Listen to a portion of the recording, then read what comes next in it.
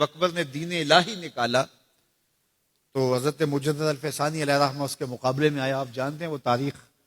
تو اس نے کہا تھا کہ السلام علیکم یہ مسلمانوں کا شعار ہے. تو ایک نیا لفظ لے کر آتے ہیں. جب بھی کوئی کسی کو ملے تو اس کو کہے اللہ اکبر, وہ بھی جواب میں کہے اللہ اکبر. یہ اپنی طرف سے وہ نئی چیز لے کر آیا. لیکن اسلام نے السلام علیکم کیوں رکھا ہے؟ تو اس کا ایک فلسفہ ہے, اور وہ کیا کہ جب کوئی مسلمان کسی دوسرے مسلمان کو ملے تو وہ کہے السلام علیکم. اس کا مطلب ہے تیرے اوپر سلامتی ہو. تو گویا وہ ضمانت دے رہا ہے کہ میرے بھائی, تیری جان, تیرا مال, تیری آبرو, تیری عزت میری طرف سے محفوظ ہے. میں تجھے ضمانت دیتا ہوں سلامتی کی. اور وہ آگے سے کیا کہتا ہے؟ وعلیکم السلام. اچھا تو اگر مجھے ضمانت دیتا ہے تو تو میری طرف سے بے فکر ہو جا.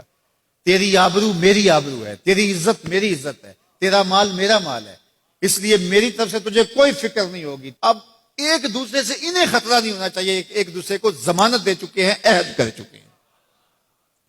اور اگر ہم سلام بھی لیں اور جڑیں بھی کاٹ دیں تو میاں ہم نے سلام لیا ہی نہیں, ہم نے منافقت کی تھی. حضور نے فرمایا افشوا السلام, تو میں سلام کو پھیلاؤ.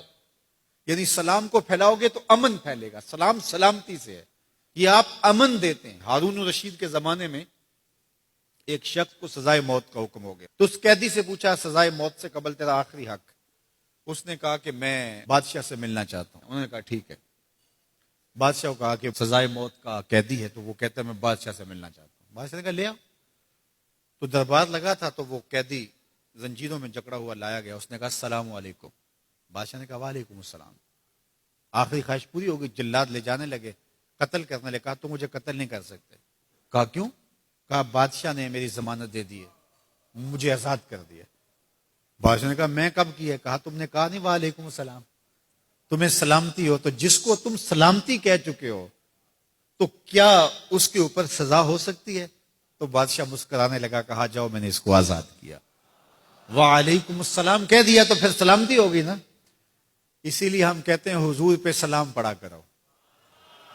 حضور پر جب سلام پڑھو گے تو حضور بھی سلام کا جواب دیں گے. وہ کسی شاعر نے کہا تھا, وہ شعر پتہ نہیں وزن میں ہے کہ نہیں, لیکن شعر مجھے بڑا اچھا لگتا ہے کہ درود پڑھنے سے ثواب ملتا ہے, سلام پڑھنے سے جواب ملتا ہے. درود پڑھنے سے ثواب ملتا ہے, سلام پڑھنے سے جواب ملتا ہے. تو ہمارے جو لفظ ہیں ان لفظوں کے پیچھے ایک فلسفہ ہوتا ہے. تو فرمایا المسلم من سلم المسلمون من لسانہ و یدہ. اور یہ ہم نے اپنے اولاد کو بچپن سے سکھانا ہے. اگر ہم نے ان کو اعلیٰ ڈگریاں بھی کروا دی, ان کو اعلیٰ تعلیم یافتہ بھی کروا دیا دنیاوی اعتبار سے, لیکن یہ بنیادی سبق حضور کا نہ پڑھایا, تو پھر وہ اس تعلیم کے باوصف بھی آپ کو آپس میں الجھتے ہوئے دکھائی دیں گے. اعلیٰ ڈگریوں کے باوجود بھی آپ ایک دوسرے کا گریبان ان کو نوچتا ہوا آپ دیکھیں گے, اس لیے کہ انہوں نے اسلام کا یہ بنیادی سبق تو ماں کی گود سے پڑھا ہی نہیں ہے. یہ پڑھانا ہے کہ مسلمان وہ ہوتا ہے جس کے ہاتھ سے اور جس کی زبان سے دوسرا مسلمان محفوظ رہے. مجھے بتاؤ, جس کو یہ سبق اس کی ماں نے پڑھایا ہو, جس کو سبق اس کے باپ نے پڑھایا ہو, تو وہ کسی مومن کی ماں کو گالی دے سکتا ہے, کسی کے باپ کو گالی دے سکتا ہے, کسی کا گریبان پکڑ سکتا ہے, کسی کو تھپڑ مار سکتا ہے, کسی پہ زیادتی کر سکتا ہے؟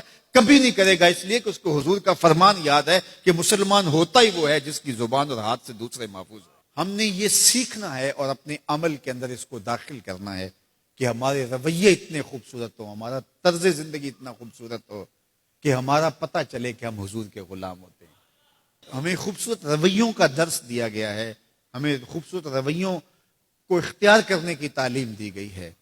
تو ہم اپنے آپ کو دیکھیں اور ہم اپنے دل کو صاف کریں, اپنی زبان کو صاف کریں, اپنی آنکھوں کو پاکیزہ بنائیں, اپنی سوچوں کو عفت دیں, اور دیکھیں کہ ہم کھڑے کہاں ہیں. جس کے 2 دن برابر ہیں, آج کا اور کل کا, تو وہ خرابی پہ ہے. سرخرو وہ ہے کہ جس کے دونوں دنوں کے اندر واضح فرق ہو, ہر لمحہ اس کا بہتری کی طرف چلا جا رہا ہو, تو وہ ترقی کی طرف ہے, ورنہ وہ تنزل کا شکار ہو رہا ہے.